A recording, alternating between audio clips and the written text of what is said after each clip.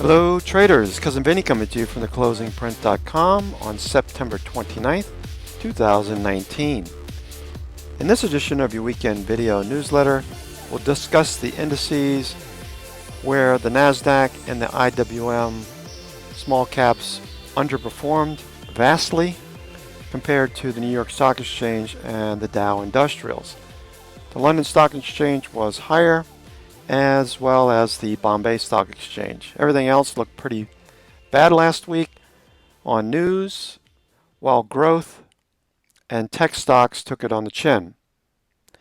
Apple, Intel, and Tesla were higher on the week. Most of our indicators are mixed at the present time, so we would proceed this week again with caution. Looks like shorts are going to be the thing to play, as many of the IBD 50 were lower and look like we're going to see more follow-through in the short term. We are going to look at some MarketSmith relative strength names at new highs and some stocks on the blue dot scan showing above average volume in green. Bukowski's showing 4 or 5 red with the CPI signal mixed red since August the 28th, moving from 80.3% last week to 11.1% this past week, which is bearish, with 32 bearish patterns, 4 bullish patterns, and 258 patterns waiting for a breakout. The numbers in parentheses were the previous week's numbers. Bottom line, proceed with caution this week as news and momentum look to carry price action lower this week. Unless something changes with futures on Sunday night, we'll look for more downside in the short term.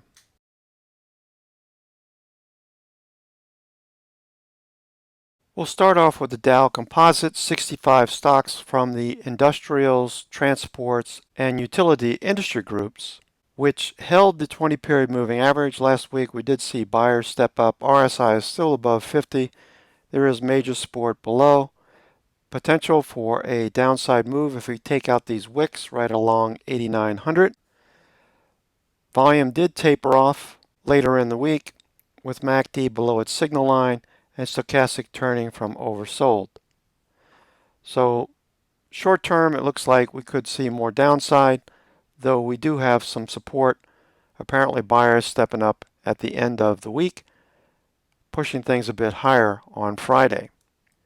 The Dow Industrials, only 30 stocks. They are value names that pay dividends, so it's something to pay attention to. Price action did hold above the 50-period moving average on the daily, so we'll keep an eye on these wicks.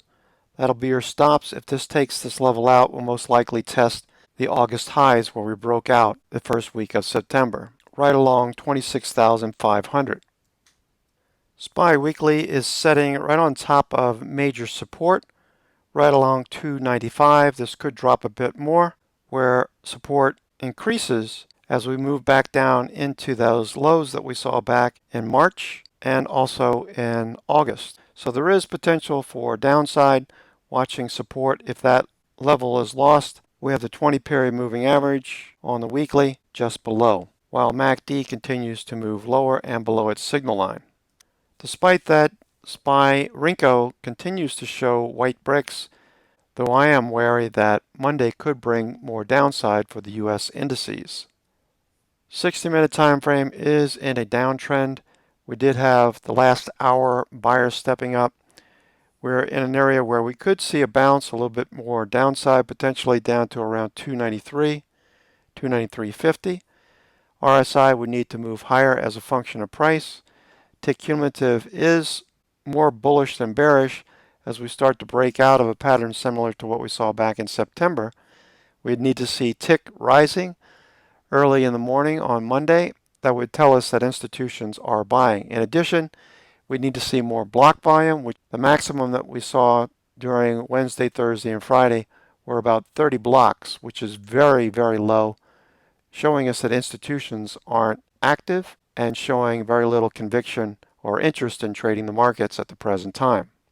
It is the end of the quarter, so we could see a little bit more selling on Monday and then a change into the last quarter of the year as institutions and fund managers look to cash in on their bonuses at the end of the year. The Nasdaq weekly, on the other hand, was a little bit more weak as it did push down through these highs back in October of 2018, testing the 382 Fibonacci level as RSI remains above 50 in a descending pattern, confirming what we're seeing and the weakness in the growth stocks going into this week. We did see more distribution days and higher volume. MACD is below its signal line and moving lower. Despite the weakness, Nasdaq Rinko continues to build white bricks. We would expect to see a red brick for this week if we are going to see more downside in the short term. Nasdaq number of stocks trading above their 50-period moving average continues to drop, nearing 45%, as price action hangs near the 50-period moving average. Tick for the Nasdaq continues to drop. That's telling you that institutions were selling growth names into the close on Friday. IWM and small caps were the worst for wear last week, down 2.41% for the week. Looking for a bounce at the moving averages. Do note they are moving lower, so there is a potential that we could come back and test 145, which we held all during the first half of the year. So watch RSI, and if we do see weakness in the IWM, that would spell risk off, continuation into October.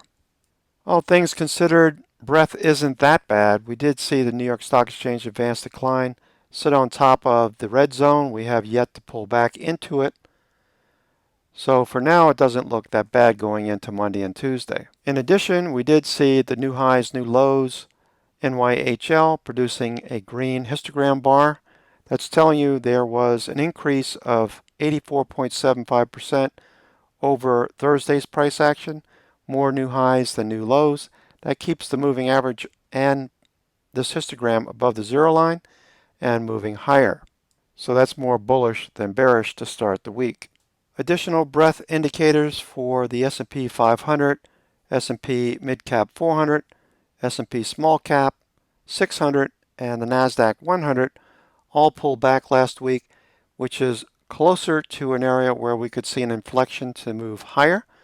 If we do see more downside, we can see the S&P 500 and the top panel is about to test the 50-period moving average just below at 29.48 if we do see more weakness. Cumulative breadth for all stocks that trade on the New York Stock Exchange, over 3,600 names, continue to see a pullback from the highs. So that's something we're going to keep an eye on this week as well. While the Nasdaq McClellan oscillator, we do see the cycle is starting to turn, the black line, in addition to the New York Stock Exchange, which is flat and moving slightly lower.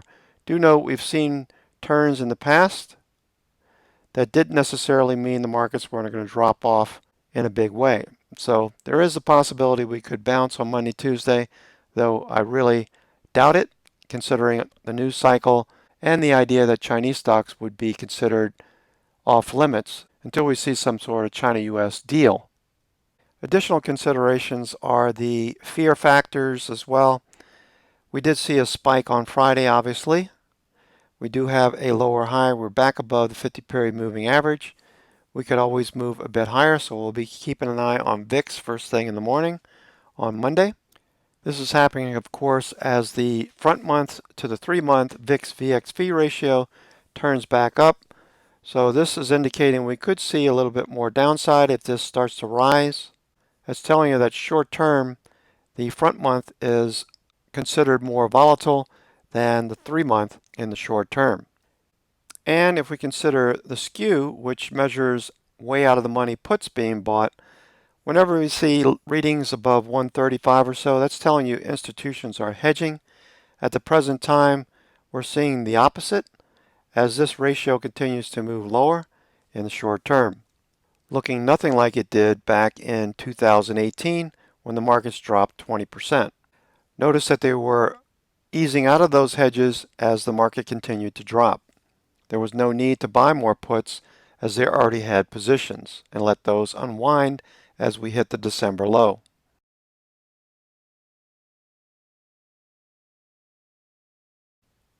The S&P 500 bond stock ratio comparison to the 10-year bond continues to show this oscillating pattern around the 65 period moving average. It's currently more bearish than bullish.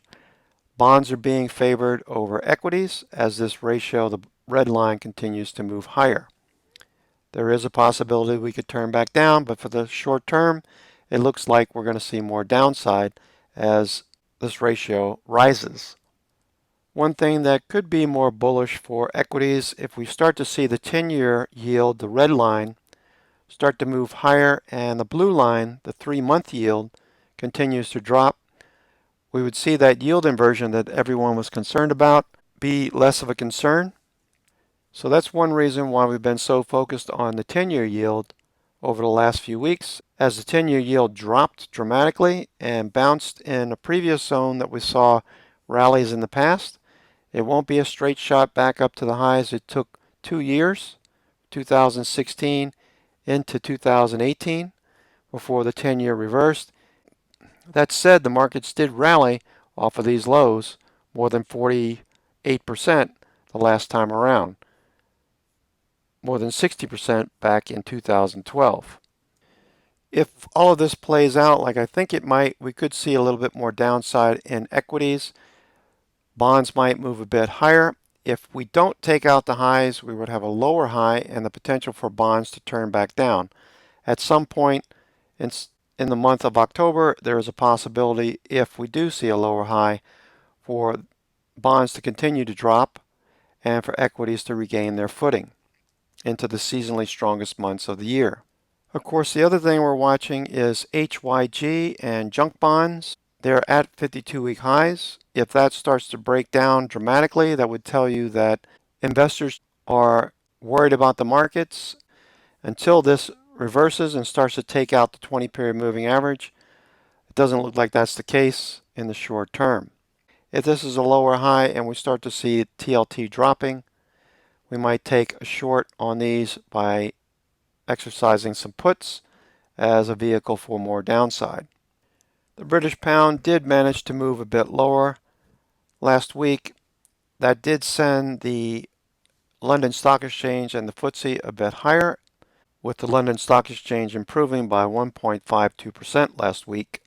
We also saw strength in the US dollar, nearing these previous highs that we saw north of 99 3 weeks ago, hitting the upper Bollinger Band. We are seeing some selling here. There's a potential for this to turn back in. If that were to happen, we could see gold bounce off the 50-period moving average. Last week, gold did bounce right along that level.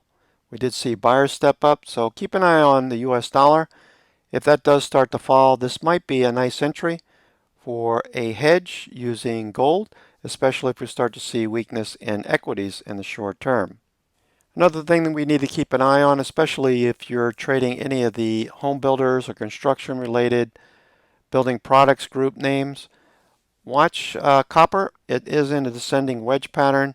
We're looking for this to break out. We thought we got that 2 weeks ago, but we faded back down below the 20-period moving average and this volume by price band support. So if you are bullish, you want to see this moving higher over the next couple of weeks.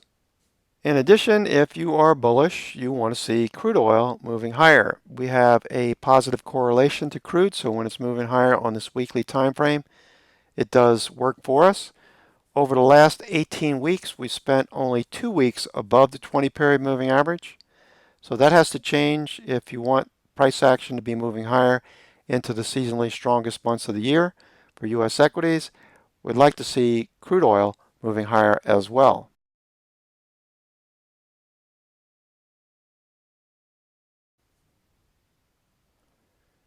The sector heat map reading from left to right in the top panel. Each Friday this is updated. We can see a little bit more oranges and reds coming in. So this is something we want to keep an eye on as well.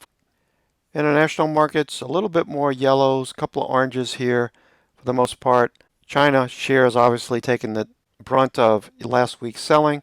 Keep an eye on some of the South American countries and some of the European nations that could see more upside as a global economic slowdown continues outside of the U.S.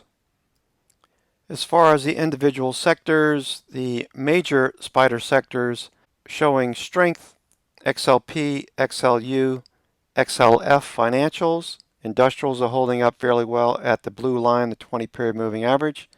Materials as well, and real estate. The rest are either below the 20 period or the 20 and the 50. Look for more weakness in communications, energy. Both XLK and XLY are straddling the fence, so we don't know which way those are going to go this week.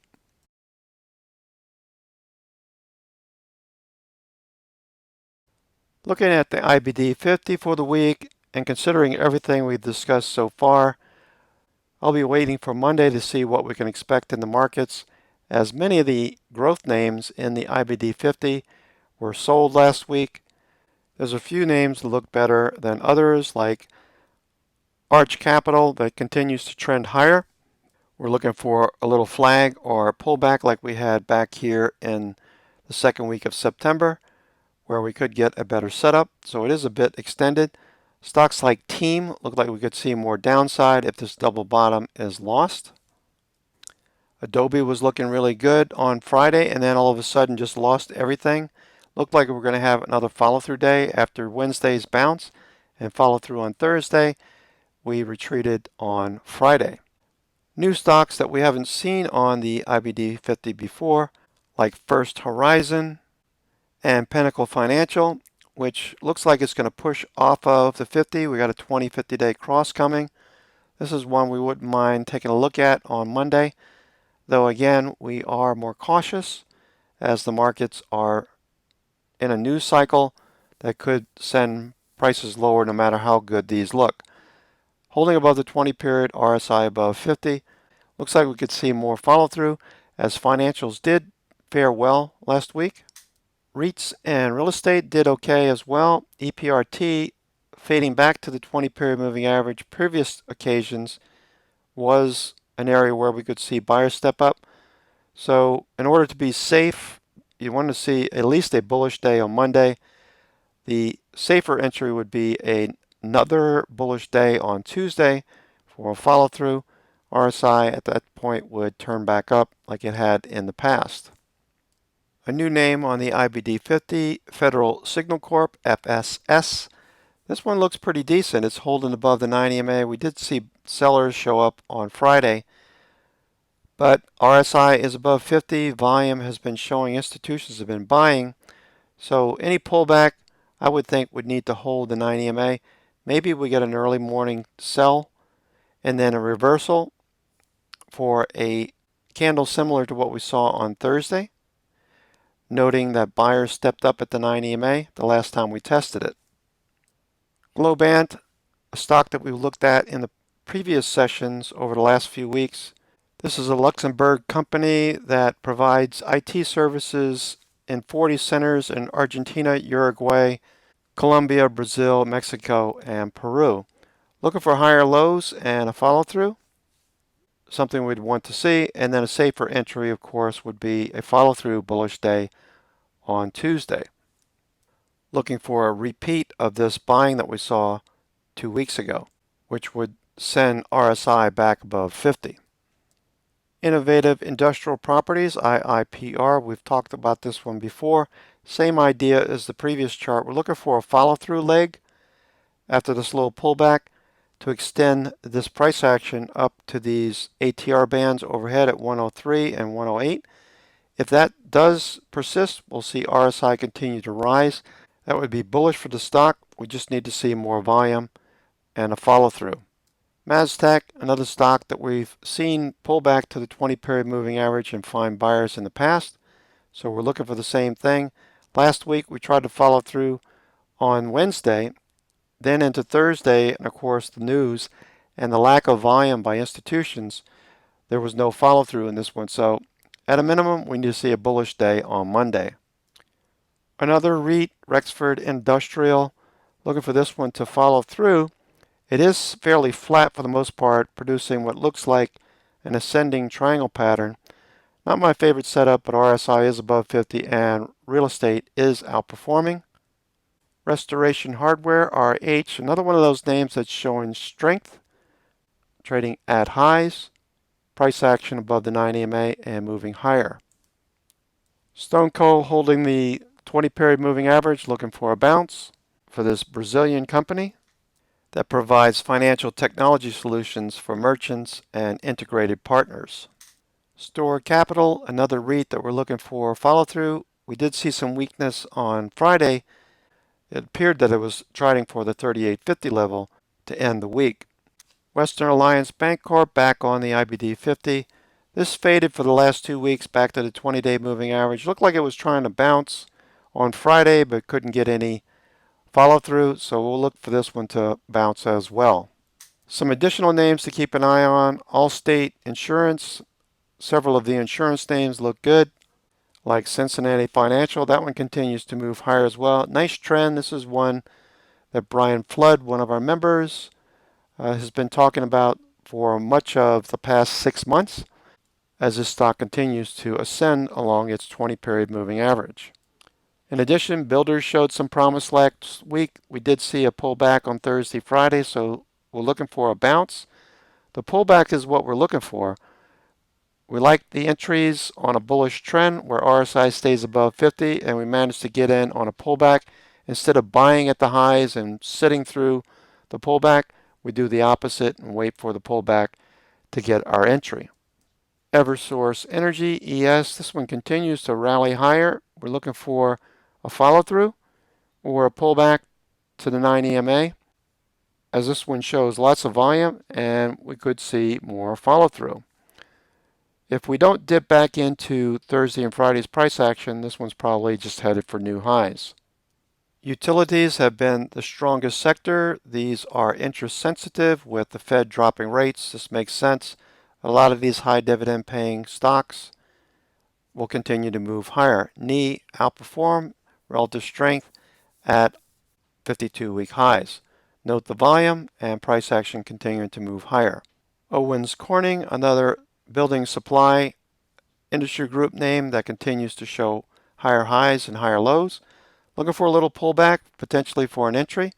So there's no need to chase this one into Monday and Tuesday. Let's wait for the price action to give us the best entry.